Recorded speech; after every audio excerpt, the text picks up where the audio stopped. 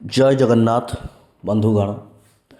ଦେଖନ୍ତୁ, ଆଜି ଆମେ ଏକ ଏମିତି ରାଶି ବିଷୟରେ ଆଲୋଚନା କରିବା ଯେଉଁ ରାଶି ସବୁଠୁ ଧର୍ମୀ, ଜ୍ଞାନୀ ଏବଂ ସବୁଠୁ ପୁଣ୍ୟବାନ ରାଶି ବୋଲି କୁହାଯାଏ। ନବଗ୍ରହଙ୍କର ଯେତେ ମଧ୍ୟ ପ୍ରକୋପ ଥିଲେ ତାଙ୍କର ଯିଏ ରାଶି ସ୍ୱାମୀ ସିଏ ସର୍ବଦା ତାଙ୍କୁ ସଠିକ୍ ଭାବରେ କାର୍ଯ୍ୟକଳାପରେ ଲିପ୍ତ କରାନ୍ତି। ସଠିକ୍ କାର୍ଯ୍ୟକଳାପରେ ସେ ହେଉଛି ମୀନ ରାଶି, ଅର୍ଥାତ୍ ବୃହସ୍ପତି ଦେବଙ୍କର ରାଶି। ବୃହସ୍ପତି ଦେବ ହେଉଛନ୍ତି ଦେବତାମାନଙ୍କର ଗୁରୁ। କେବଳ ଦେବତାମାନଙ୍କର ଗୁରୁ ନୁହେଁ, ବୃହସ୍ପତି ହେଉଛନ୍ତି ରାଜସଭାର ମଧ୍ୟ ଗୁରୁ। ତ ବୃହସ୍ପତିଙ୍କର ରାଶି ମୀନ ରାଶି। ସମସ୍ତେ ଜାଣିଛନ୍ତି ମୀନ ରାଶି ଏବେ ସାଢ଼େ ସାତି ଚାଲିଛି। ସାଢ଼େ ସାତିର ପ୍ରଭାବ ଘୋର ଚାଲିଛି ଏବେ। ଅଶାନ୍ତି ମନୁଷ୍ୟ, ଅଶାନ୍ତ ପରିବେଶ, ଅଶାନ୍ତ ଧରଣର ଚିନ୍ତାରେ ଅବସ୍ଥିତି ମୀନ ରାଶିର ବ୍ୟକ୍ତି। କିନ୍ତୁ ଏଇ ଯେଉଁ ଆମର ଆସୁଛି 2026ରେ ଏମିତି କିଛି ସମୟ ତ ଅଛି ଯେଉଁଥିରେ ମୀନ ରାଶି ନିଶ୍ଚିତ ଭାବରେ ଆରାମ ପାଇବେ। ସେହି ସମୟ କଥା ଆମେ ଆଲୋଚନା କରିବା। ମୀନ ରାଶିଙ୍କର 2026ରେ ଯଦି ଆମେ କହିବା, ମୀନ ରାଶିଙ୍କ ପାଇଁ ସବୁଠୁ ଉତ୍ତମ ସମୟ ହେଉଛି ଜୁନ୍ 2ରୁ ଅକ୍ଟୋବର 30। ଜୁନ୍ 2ରୁ ଅକ୍ଟୋବର 30 ହେଉଛି ସବୁଠୁ ଭଲ ସମୟ। ଆପଣମାନଙ୍କର କ'ଣ ହେବ? ଜୁନ୍ 2ରୁ ଅକ୍ଟୋବର 30 ମଧ୍ୟରେ ଆପଣମାନଙ୍କର ଟଙ୍କାରେ, ଅର୍ଥରେ ନିଶ୍ଚିତ ଭାବରେ ଦ୍ରୁତଗାମୀରେ ବିକାଶ ହେବ। ଆପଣଙ୍କର ଦେଖିବେ ଅର୍ଥ କ୍ଷେତ୍ରରେ ଉନ୍ନତି ବହୁତ ବଢ଼ିବ। ଶନିଦେବଙ୍କର ସେଠି ଯେଉଁ ପ୍ରକୋପ ଅଛି ନିଶ୍ଚିତ ଭାବେ କମିବ, କାହିଁକିନା ସେଠି ବୃହସ୍ପତି ଦେବଙ୍କର ପ୍ରକୋପ ଚାଲିବ। ବୃହସ୍ପତି ଦେବଙ୍କର ଏକ ତାଙ୍କ ରାଶି ପ୍ରତି ଅଲଗା ପ୍ରକାରର ସ୍ୱଭାବଗତ ପରିବର୍ତ୍ତନ ଘଟିବ, ଯେଉଁଥିପାଇଁ ଆପଣମାନେ ଦେଖିବେ ନୂଆ ନୂଆ ଚାକିରି ହେଉ କି କୌଣସି ଏକ କ୍ଷେତ୍ରରେ ଇଣ୍ଟରଭ୍ୟୁ ଦେଇଛନ୍ତି ପାଉନଥିଲେ, ହଠାତ୍ କି ଦେଖିବେ କିଛି ଖବର ଆସିବ ଆପଣମାନଙ୍କର ଚାକିରି ଆସିବ। ଅର୍ଥାତ୍ ମୀନ ରାଶି ଯେତିକି ଜାତକ ବୃନ୍ଦ ଅଛନ୍ତି ମୀନ ରାଶିଙ୍କ ପାଇଁ ଏଇ ଯେଉଁ ଜୁନ୍ 2ରୁ ଅକ୍ଟୋବର 30 ମଧ୍ୟରେ ତାଙ୍କର ଭଲ ଖବର ଆସିବ। ଭଲ ଚାକିରି ମଧ୍ୟ ତାଙ୍କ ପାଇଁ ବହୁତ ବଢ଼ିଆ। ଏବଂ ଯେଉଁମାନେ ବିଜନେସ୍ କରୁଥିବେ କିମ୍ବା ଯେଉଁମାନେ ଦେଖିବେ କିଛି ଗୋଟେ ଟେକ୍ନୋଲୋଜି କାମ କିମ୍ବା ଯେଉଁମାନେ ଟିଚରସିପ୍ ଲାଇନ୍ରେ ଅଛନ୍ତି ସେମାନଙ୍କ ପାଇଁ ତ ସୁବର୍ଣ୍ଣ ସୁଯୋଗ। ପାଠ ପଢ଼ୁଥିବା ପିଲାମାନଙ୍କ ପାଇଁ ବହୁତ ବଢ଼ିଆ ଟାଇମ୍ ସେଇ ସମୟଟା। ଦେଖନ୍ତୁ, ବୃହସ୍ପତି ସେତେବେଳେ କ'ଣ ହେଉଛନ୍ତି ନା କର୍କଟ ରାଶିରେ ଏକ୍ସାଲ୍ଟେଡ୍ ହେଉଛନ୍ତି। ଅର୍ଥାତ୍ କର୍କଟ ରାଶିରେ ତାଙ୍କର ବହୁତ ଉଚ୍ଚତମ ରାଶି। ଆଉ ସେ କେଉଁ ଘରେ ମଧ୍ୟ ରହିବେ ସେଇଟା ବିଚାର କରିବା। ପ୍ରେମ କଥା ଯଦି ଆମେ କହିବା, ଜୁନ୍, ଅଗଷ୍ଟ, ଅକ୍ଟୋବର ଏଇଟା ହେଉଛି ବହୁତ ବଢ଼ିଆ ସମୟ। ଆପଣ ଯଦି ପ୍ରେମରେ ବାହାଘର ପାଇଁ ପ୍ଲାନ୍ କରୁଛନ୍ତି ସେଇ ଟାଇମ୍ରେ ଆପଣ ପ୍ଲାନ୍ କରନ୍ତୁ ଏବଂ ସେଇ ଟାଇମ୍ରେ ଆପଣମାନେ ନିଜ ଘରେ ଆପଣଙ୍କ ମନ୍ତବ୍ୟ ରଖନ୍ତୁ। ନିଶ୍ଚିତ ଭାବରେ ଦେଖିବେ ବହୁତ କିଛି ପରିବର୍ତ୍ତନ ହେବ ସେହି ସମୟରେ। ଶୁକ୍ରାଚାର୍ଯ୍ୟ, ଦୈତ୍ୟଗୁରୁ ଶୁକ୍ରାଚାର୍ଯ୍ୟଙ୍କର ନୀତି ଅଲଗା, ଦେବଗୁରୁ ବୃହସ୍ପତିଙ୍କର ନୀତି ଅଲଗା। ବୃହସ୍ପତିଙ୍କର ରାଶି ଯେହେତୁ ମୀନ ରାଶିରେ ସାଢ଼େ ସାତି ପ୍ରଭାବ। ମୀନ ରାଶି ବହୁତ ଏବେ ମାନେ ପ୍ରେମ ସମ୍ପର୍କରେ ତାଙ୍କର ତିକ୍ତତା ସୃଷ୍ଟି ହେଉଛି।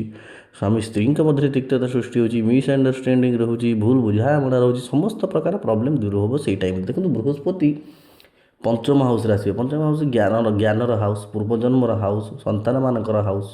ତ ଜ୍ଞାନର ଘରେ ଆସିଲେ ଆପଣଙ୍କର ଜ୍ଞାନ ଉଦୟ ହେବ। ସତେ ତାଙ୍କର ଯେଉଁ ଦୃଷ୍ଟି ଅଛି ସେଇ ଦୃଷ୍ଟି ମାଧ୍ୟମରେ ଦେଖିବେ ଆପଣମାନଙ୍କର ଜୀବନକୁ ସନ୍ତୁଳିତ ଭାବରେ ସିଏ ସେଇ ଟାଇମ୍ରେ ରଖିବେ।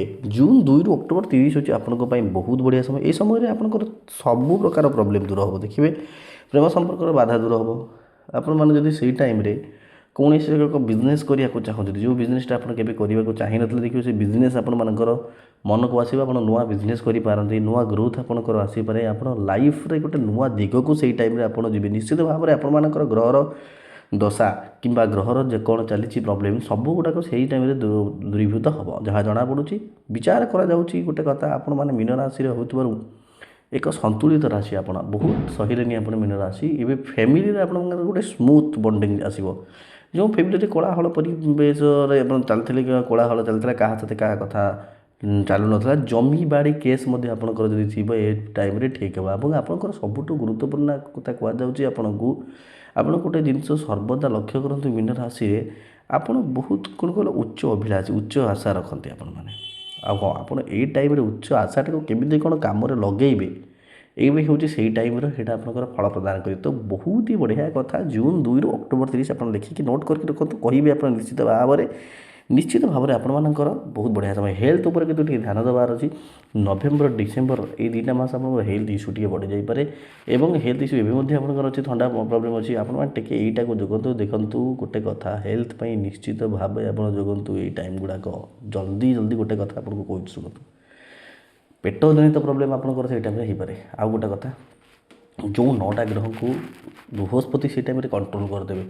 ଏହାଫଳରେ ରାହୁଦେବ ଯେଉଁ ଆପଣଙ୍କର ବସିଛନ୍ତି, ରାହୁ ମଧ୍ୟ କଣ୍ଟ୍ରୋଲ୍ ହେଇଯିବେ। ତ ଆପଣମାନଙ୍କର ବ୍ୟୟ ଭାବଟା ବି ଗୋଟେ ପ୍ରକାର କଣ୍ଟ୍ରୋଲ୍ ହେବ। ବ୍ୟୟ ଆପଣ ସେଇ ଟାଇମ୍ରେ କମ୍ କରିବେ। ଯେଉଁମାନେ ନୂଆ କିଛି ଗୋଟେ କରିବାକୁ ଚାହୁଁଥିବେ, ପଇସା ଆସୁନଥିଲା କିମ୍ବା କରୁଥିବେ, ସଫଳ ହେଉନଥିଲେ ସେ ଏବେ ଟାଇମ୍ରେ ତାଙ୍କର ସଫଳ ହେବାର 100% ନିଶ୍ଚିତ ଭାବରେ ଘଟଣା ଘଟିବ। କାହିଁକିନା ଦେଖନ୍ତୁ ଯାହା ଗ୍ରହ ଗୋଚର ଅନୁସାରେ କହୁଛି ବୃହସ୍ପତି ପଞ୍ଚମ ଭାବରେ ବହୁତ ବଢ଼ିଆ ଫଳ ଦିଅନ୍ତି। ତ ତାଙ୍କ ନିଜ ରାଶି ବୃହସ୍ପତିଙ୍କର ନିଜ ରାଶି ସ୍ୱାମୀ ସିଏ ସେଇ ଘରେ ରହିକି ବହୁତ ବଢ଼ିଆ ଫଳ ପ୍ରଦାନ କରିବେ।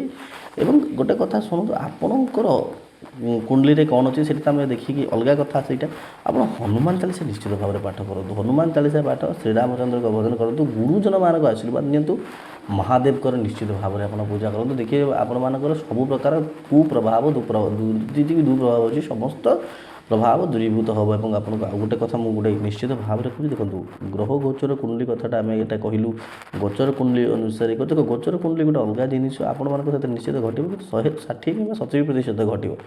କିନ୍ତୁ ଆପଣଙ୍କର ନିଜର ଜନ୍ମଜାତକ ଜନ୍ମ କୁଣ୍ଡଲି ସେଥିରେ ଗ୍ରହ ଗୋଚର କୁଣ୍ଡଲିକୁ ମିଶାଇବାକୁ ପଡ଼ିଲେ ଆମେ 100ରୁ 99% ବିଲକୁଲ ଆମେ ସଠିକ୍ ଭବିଷ୍ୟବାଣୀ କରିପାରିବୁ। ତ ଆପଣମାନେ ଏହା ପାଇଁ କ'ଣ କରିବେ, ନିଶ୍ଚିତ ଭାବରେ ଆମ ଡେସ୍କ୍ରିପସନ୍ରେ ନମ୍ବର ଦିଆଯାଇଛି, ଆପଣ ସେଇ ନମ୍ବରରେ କଲ୍ କରନ୍ତୁ। ଆପଣଙ୍କର ଡିଟେଲ୍ସ, ଆପଣଙ୍କର ଡେଟ୍ ଅଫ୍ ବାର୍ଥ ହେଉ, ଆପଣଙ୍କ ଟାଇମ୍, ଡେଟ୍ ଅଫ୍ ବାର୍ଥ ଏବଂ ଏକ୍ଜାକ୍ଟ ଟାଇମ୍ ଏବଂ ଏକ୍ଜାକ୍ଟ ପ୍ଲେସ୍ ଆପଣ ଦିଅନ୍ତୁ। ଦେଖିବେ ଆପଣମାନେ ନିଶ୍ଚିତ ଭାବେ ଆପଣଙ୍କର ଗଣନା ସୁଭାବରେ ଆପଣ ପାଇବେ। ଜୟ ଜଗନ୍ନାଥ।